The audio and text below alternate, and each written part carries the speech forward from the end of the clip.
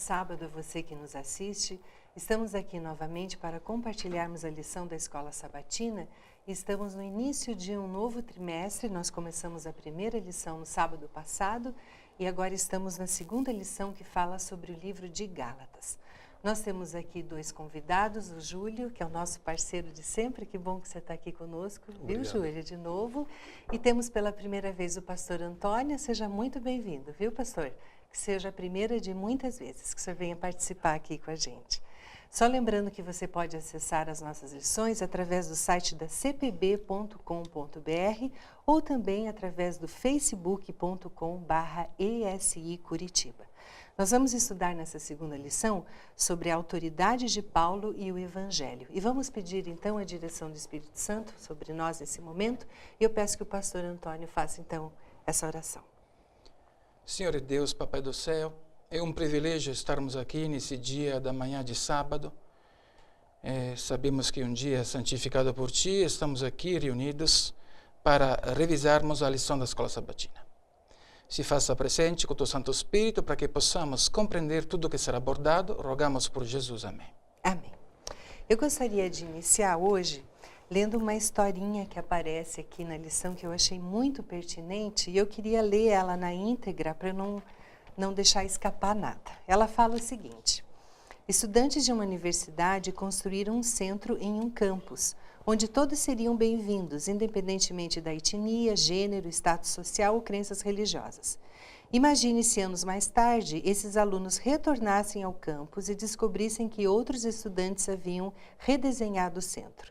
Em lugar da sala grande com bastante espaço para socialização, concedida para proporcionar um sentido de unidade a todos ali, o local estivesse sido subdividido em várias salas menores, com restrições à entrada com base na cor da pele, no gênero, na religião e assim por diante.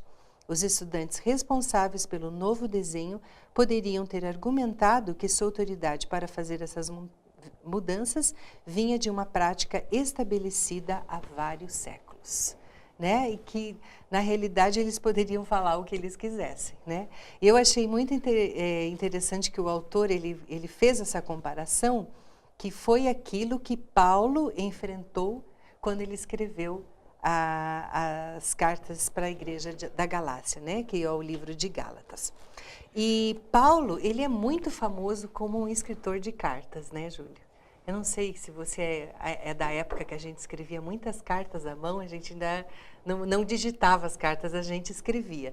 E como é gostoso a gente receber uma carta, né, escrita à mão, né? Talvez muitos os jovens que nos assistem talvez nunca tenham recebido uma carta.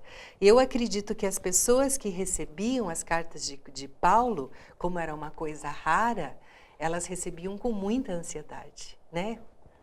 É verdade, Mônica, pastor. E esta carta em específico, dirigida não somente a uma igreja, mas a uma região, a Galácia, que havia ali igrejas de Derbe, Listra, Icônio, a Antioquia, não a da Síria, a outra, a menor, era uma carta que tinha um cunho muito certo, era uma carta muito séria, porque ela trazia dentro dela um conteúdo muito específico. Paulo, vamos dizer assim, não teve o menor pudor de ser não politicamente correto. A intenção dele era focal, era específica, era dizer aos irmãos de toda a região da Galácia que estavam encontrando ali um erro muito sério e muito perigoso, que poderia colocar em risco até mesmo o próprio evangelho dali para frente. Paulo tem uma característica, ou várias características, ele é bélico nas cartas, ele é industrial, ele é moderno, diferente de Cristo, que na sua fala ele é agrário, ele é agrícola. O Paulo não, ele é urbano, é cosmopolita, e ele é 4x4 a forma de ele falar, e aqui não foi diferente, só que desta forma, e nesta carta em específico, ele foi muito arrojado, muito pujante, muito certeiro. Ele não foi com voz de amansar e nem agradar, não é mesmo, pastor? Ele foi bastante certeiro no propósito dele de dar um recado sério ao pessoal da região toda da Galácia. Ele foi incisivo, né, Júlia? Foi bastante incisivo, né? Pastor Antônio, na semana passada a gente abordou um pouquinho que o chamado específico de Paulo, na realidade, era para os gentios, né? Eu queria que o senhor falasse um pouquinho sobre esse chamado dele. Ok. Mônica, o chamado de Paulo é um chamado diferenciado. Ao passo que os demais apóstolos viveram com Jesus, os discípulos viveram com Jesus, Paulo teve uma revelação do Cristo, né? Ressuscitado, ressurreto. Então, o chamado de Paulo é um chamado atípico, né?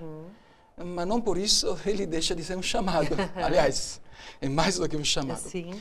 Mas eu gostaria de fazer uma breve introdução para contextualizarmos, né, o tema em pauta.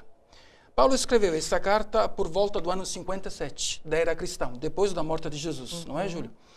E essa carta foi dirigida aos cristãos da região da Galácia, que corresponde à atual Turquia de hoje, né? Atual Turquia. E por que Paulo escreveu essa carta? Esse é um problema sério que nós precisamos nos perguntar. Paulo escreveu essa carta, como disse Júlio, e foi bem focado, bem incisivo, né? Porque os cristãos daquela época, da região da Galácia, estavam enfrentando uma forte crise doutrinária. Que tipo de crise era essa? Estava sendo pregado um falso evangelho, não é? Que enfatizava a salvação pelas obras, né?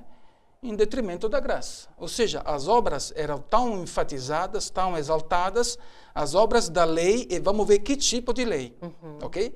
Porque o livro de Gálatas é o livro mais importante do apóstolo Paulo. Nós vamos ver que Paulo apresenta dois tipos de lei. Então, nesse contexto aqui, Paulo estava se deparando com um problema local, um problema circunstancial desses falsos mestres, os judaizantes, né, que ele identifica mais para frente, que praticamente eles estavam pregando esse falso evangelho com uma ênfase nas obras da lei como método para se alcançar a vida eterna. Então, Paulo não abre espaço para negociações. Paulo é incisivo, como você disse, Mônica. E na sua carta, digamos assim, uma defesa ao evangelho que ele havia recebido por Jesus, o Jesus ressurreto. É isso. É verdade.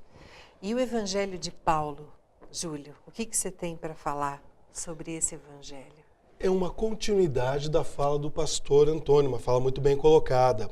O evangelho de Paulo, ele era baseado exclusivamente no trabalho de Cristo, na salvação, na expiação, na obra vicária de Cristo. E é baseada na graça. O homem não tem que fazer nada para ser salvo. Ele tem que agarrar-se unicamente pela fé em Cristo, pela pura aceitação. E os judaizantes, como disse o pastor, eles vinham com uma agenda a ser implantada, uma agenda negativa.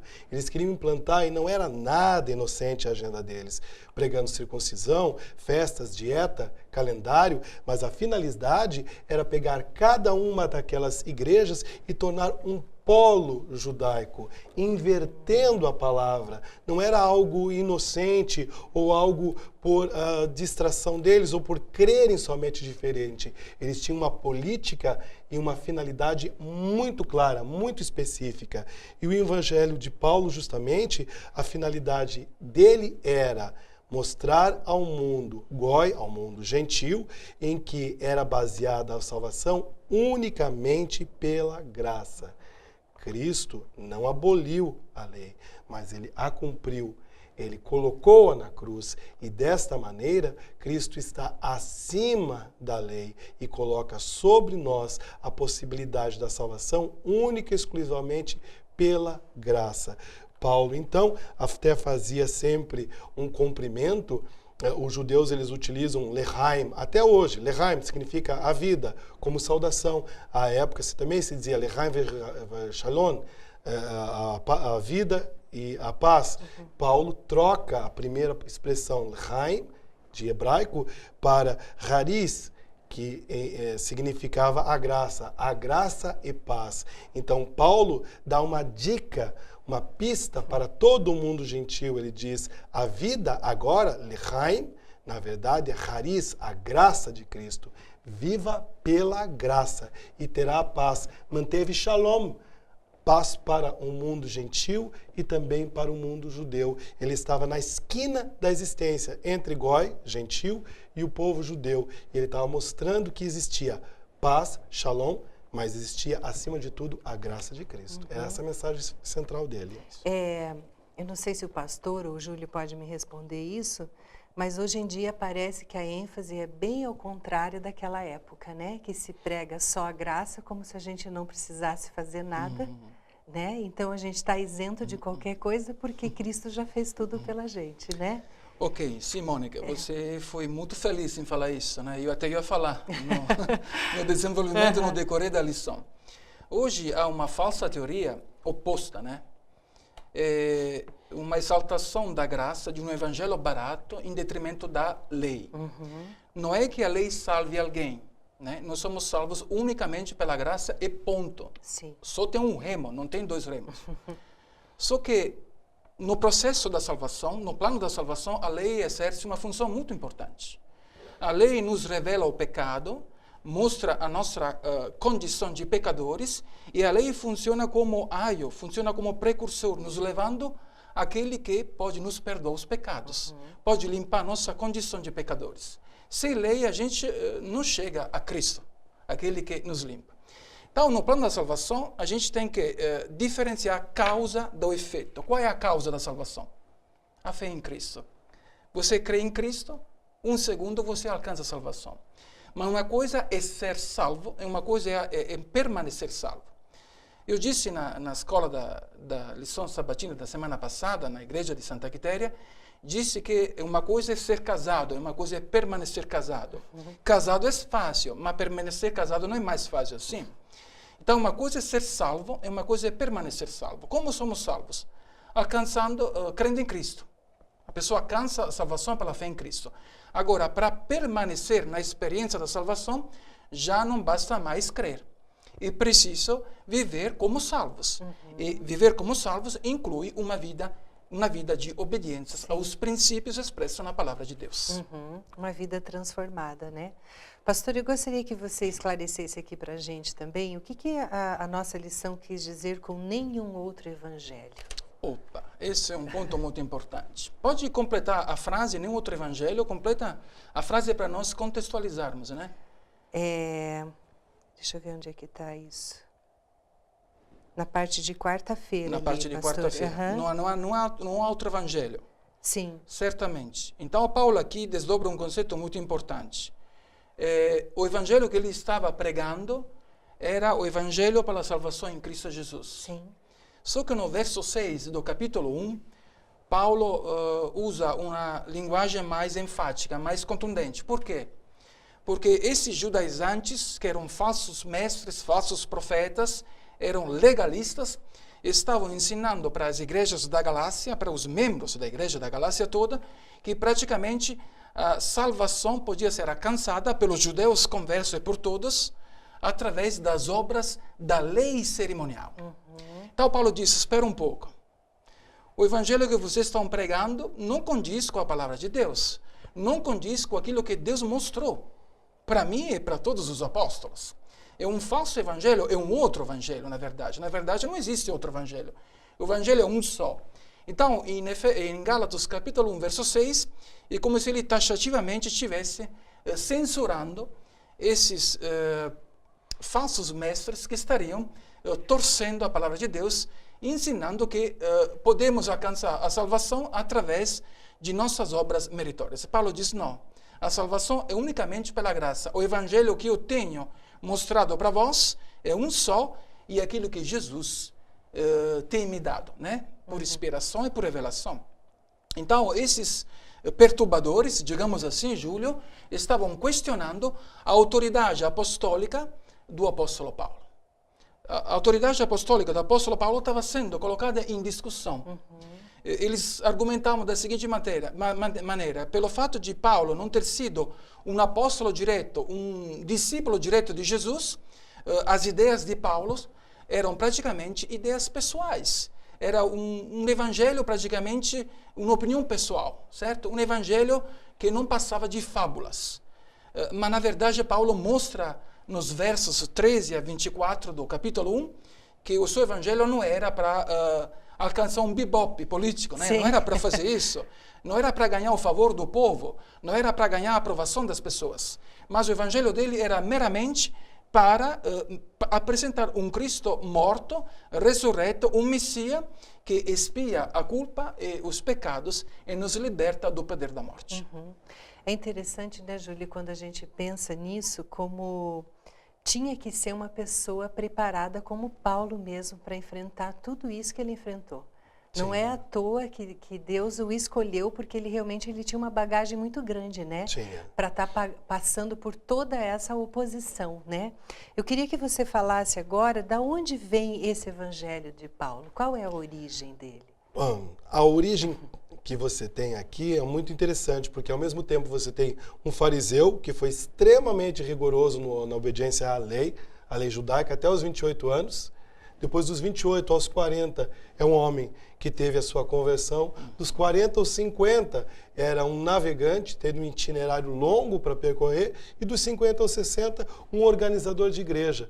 Mas para ele, depois dos 28 anos, ter dado essa guinada e ter a sua origem espiritual fundamentada em Cristo, foi o encontro que ele teve. Quando o pastor menciona que era questionado pelos doutores da lei judaica, quem é esse homem? Porque eles chegaram, Mônica, pastor, eles chegaram nas igrejas da Galácia e disseram, quem evangelizou vocês? Ah, Paulo, interessante. Olha, ele não era um dos 12, viu? Ele é muito bacana, ele é muito inteligente, mas ele só ensinou meia verdade para vocês. Lembremos que naquela época não existia Novo Testamento. Então, as pessoas tinham que ouvir do Antigo Testamento. Olha, eu vou mostrar para vocês. Existem 613 mandamentos que ele não ensinou para vocês. E vocês vão ter que utilizar esses 613 mandamentos. Então, os detratores de Paulo queriam tirar dele a autoridade, mas a autoridade de Paulo não poderia ser retirada, porque a origem da autoridade de Paulo era o encontro que ele teve com Cristo em pessoa. No caminho de Damasco, ao cair e perceber quem ele perseguia era o próprio Mashiach, era o próprio Messias, era Cristo, o ungido do Senhor, ele tem esse encontro pessoal, ele vai para a Arábia, ele fica sozinho em comunhão com Deus, ele volta para Damasco, depois para Antioquia da Síria, e ele não vai ter com os apóstolos todos. Somente depois de 3 anos que ele vai para Jerusalém, para ter somente com Pedro e com Tiago. Ou seja, a autoridade dele não é baseada em homem, em um reestudo elaborado. A autoridade dele é do encontro com Cristo. Por isso que é importante, né, Júlio, a gente ter esse encontro pessoal, né? Não só pelo que a gente ouve falar, né, pela experiência dos outros, por isso que é importante que cada um tenha a sua experiência, Sim. né? Na verdade, Mônica, eu queria destacar também outro ponto importante que talvez a gente não teve tempo para falar, mas acho que ele beirou esse ponto, né? A circuncisão, né? O que Paulo estava tentando colocar para os membros da Igreja da Galácia. Enquanto os judaizantes alegavam que os conversos gentios conversos, para fazer parte das igrejas cristãs, deviam ser circuncidados, o apóstolo Paulo falava, não, isso já foi um assunto resolvido no Concílio de Jerusalém, que aconteceu no ano 49, mais ou menos 10 anos atrás. Então, já isso foi taxativamente resolvido, nós não precisamos circuncidar os conversos gentios para, então, eles fazerem parte nas igrejas. Não precisamos. Agora, interessante que a palavra circuncisão, na Epístola aos Gálatas, aparece 13 vezes. Esse é um detalhe muito importante para nossos telespectadores, ouvintes e tal. Por quê? Porque a circuncisão fazia parte de um conjunto de regras, conjunto de ordenanças, exatamente, que por sua vez essas ordenanças faziam parte de um bloco de uma grande lei, chamada lei cerimonial. Então, o que Paulo está falando aqui, que ninguém será salvo pelas obras da lei. Que lei? Não o decálogo, não os 10 mandamentos. Sim. Das obras da lei cerimoniais. Sim. Por quê? Porque esses judaizantes alegavam que só através da circuncisão os gentios conversos teriam, então, alcançado a salvação. Mas isso foi uma aberração, isso foi algo chocante. E tudo isso estava tornando uma apostasia que rapidamente iria se alastrar. Então, Paulo precisou escrever esta carta para, digamos assim, limitar, né, o problema da apostasia e, ao mesmo tempo, precaver esse problema, prevenir esse problema. Né? É mais fácil prevenir do que curar. Né? Sim, é verdade. Então, Paulo operou como um médico, digamos assim. E precisou escrever essa carta para esclarecer que a circuncisão havia sido cravada na cruz e não a lei dos 10 mandamentos. Sim. Isso é algo muito importante que nós precisamos destacar para os telespectadores. Sim, que são leis bem distintas. Finalizando essa ideia, Mônica e Júlio, existe na teologia liberal, na teologia tradicional da Igreja Romana e dos irmãos tradicionais evangélicos, existe a ideia de que na cruz a lei dos 10 mandamentos foi cravada. E justamente, entre aspas, eles usam o livro de Gálatas para provar que uma lei foi cravada na cruz, e essa lei é a lei dos 10 mandamentos. Mas se a gente fazer uma exegese, ou seja, uma análise aprofundada, uma análise, como posso dizer, minuciosa, de cada verso, analisando o texto dentro do contexto, a lei foi cravada na cruz, mas não foi a lei dos 10 mandamentos. Sim. Foi a lei cerimonial, porque justamente a circuncisão, dia de festas, anos, eram blocos de leis cerimoniais, ritualísticos, que faziam parte do sistema sacrificial do Antigo Testamento. Então, esses dias, essas leis, praticamente eram cravadas na cruz. Por quê? Circuncisão, dia de festa, festival de Páscoa, dia das primícias, comidas, bebandas, sacrifícios de cordeiros.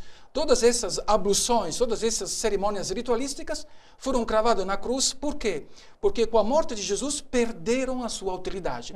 Porque todas elas apontavam para o Cristo que viria, o Messias que tiraria o pecado do mundo, o Cordeiro que tiraria o pecado do mundo. Sim.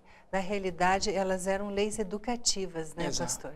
Era uma escola pedagógica, exatamente, né? Para mostrar o plano da salvação em símbolos. Exatamente. É só isso. Exatamente. Que bom que o senhor colocou esse ponto aí. Júlio, eu gostaria que você, para finalizar, você falasse para a gente qual é o ponto alto dessa lição para você.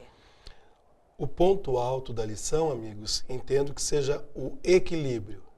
Lemos a Bíblia, estudamos, obedecemos, gostamos, nela encontramos lenitivo, paz, educação, mas somente Cristo pode nos salvar. A mim e a você. Nenhum outro nome é exaltado acima de Cristo. Só Cristo é o caminho, a verdade e a vida. Amém. E para você, pastor?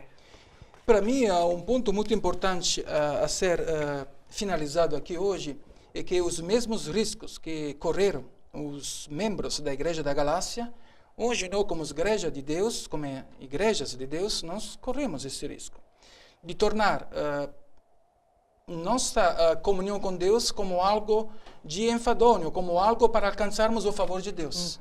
Mas a comunhão serve unicamente para nós termos uma intimidade com Deus, para nós podermos crescer na fé e desenvolvermos a nossa fé. Então, dízimos, ofertas, tudo isso tem que ser feito. Mandamentos, ler a Bíblia, orar, não deve ser visto como uma receita, como um bloco de receita, Júlia e Mônica, para alcançarmos o favor de Deus, porque se não fazer isso, somos perdidos. Não. Isso é interessante, é importante, deve ser feito, né? Tudo isso, dízimos, ofertas, mandamentos, estudar a Bíblia todo dia, deve ser feito, mas não para alcançarmos a salvação. Aliás, é para vivermos como salvos. E unicamente a comunhão visa o nosso crescimento espiritual e o nosso desenvolvimento como cristãos e para estarmos preparados para a volta de Jesus. Então, como igreja de hoje, corremos o risco também de vivermos um evangelho, digamos assim, um comodismo religioso, um evangelho de fachada, né? Assim, formalístico. Esse é um risco muito grande que eu posso passar, que todos nós podemos passar, e que os irmãos telespectadores também podem passar. É verdade. Que bom, muito bem colocado. Eu gostaria só de deixar aqui como um pensamento final que uma parte muito importante para mim, assim, na vida de Paulo, é que ele foi uma pessoa que cumpriu o propósito de Deus na vida dele, né? E eu acredito que Deus não tem um propósito menor para a nossa vida hoje em dia. Porque a semana passada o Olívio estava com a gente e ele frisou muito bem que nós somos únicos. Não existiu ninguém como nós e nunca existirá. Então Deus é um Deus único e pessoal. E assim como ele teve um plano para a vida de Paulo, ele tem um plano para cada um de nós, né? E o meu desejo é que nós nos coloquemos nas mãos de Deus diariamente, né? Assim como vocês falaram muito bem, e que a gente possa cumprir esse propósito, né? Que com certeza é o melhor para a nossa vida. Amém. Eu agradeço muito a participação de vocês nessa lição de hoje e eu gostaria apenas de encerrá-la com uma palavra de oração e eu peço que o Júlio faça então essa oração, por favor. Pai querido, obrigado por esta oportunidade de mais uma vez, Senhor, termos contato com as Tuas verdades. Obrigado, Senhor, por ter nos dado essa possibilidade de aprender mais de Ti. Fica com cada um neste sábado, abençoa toda a nossa família, todos que estão em casa, em nome de Jesus. Amém. Amém. Nós agradecemos muito a sua participação conosco durante o estudo dessa lição.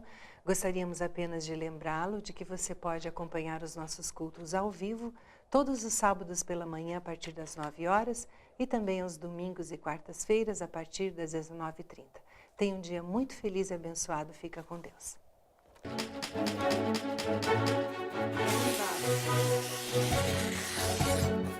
Thank you.